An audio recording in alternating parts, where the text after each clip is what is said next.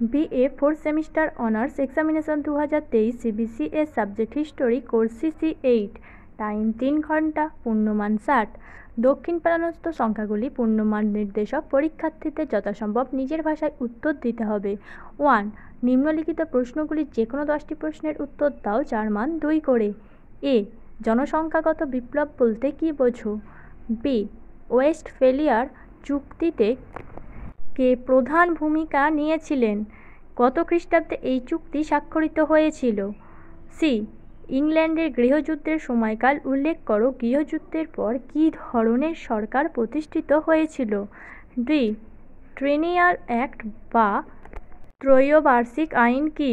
ই. কোন বছর গৌরবময় বিপ্লব সংঘটিত হয়েছিল? এই বিপ্লবকে কেন এই নামে অভিহিত করা হয়? এফ. বৈপ্লবিক বন্দোবস্ত কী ছিল? জি.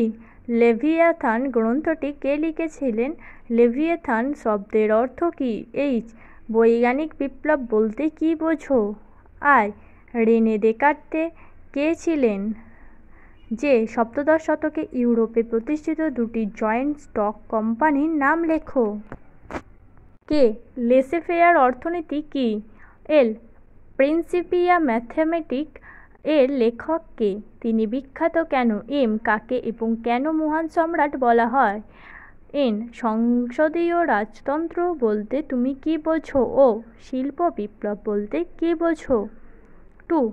নিম্নলিখিত প্রশ্নগুলির যে কোনো 4টি প্রশ্নের উত্তর দাও যার মান 5 করে। এ.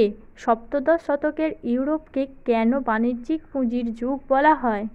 বি. ইউরোপে মূল্য বিপ্লবের প্রভাব ব্যাখ্যা করো। সি.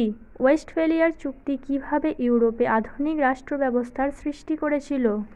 ডি. ইউরোপে জ্ঞানদীপ্ত স্বৈরতন্ত্রের বৈশিষ্ট্যগুলি চিহ্নিত করো। ই. সপ্তদশ শতাব্দীর ইউরোপে পুঁজিবাদের বিকাশ সন্ধান করো। এফ. আদি শিল্পায়নের মুখ্য বৈশিষ্ট্যগুলি আলোচনা করো। 3. নিম্নলিখিত প্রশ্নগুলির যে কোনো 2টি প্রশ্নের উত্তর দাও যার মান 10 করে। এ. সপ্তদশ শতকে ইউরোপের অর্থনৈতিক সংকটের কারণগুলি ব্যাখ্যা করো। বি. ইংল্যান্ডের গৃহযুদ্ধের চরিত্র বিশ্লেষণ করো।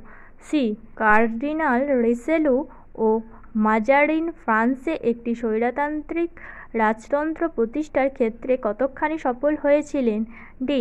সপ্তদশ শতকের ইউরোপে বিজ্ঞানের অগ্রগতি সম্পর্কে একটি প্রবন্ধ রচনা করো। যদি তোমাদের আরও অন্য কোনো সেমিস্টারের কোয়েশ্চেন পেপার বা সাজেশান দরকার হয় তাহলে আমাদের কমেন্টের মাধ্যমে জানাতে পারো।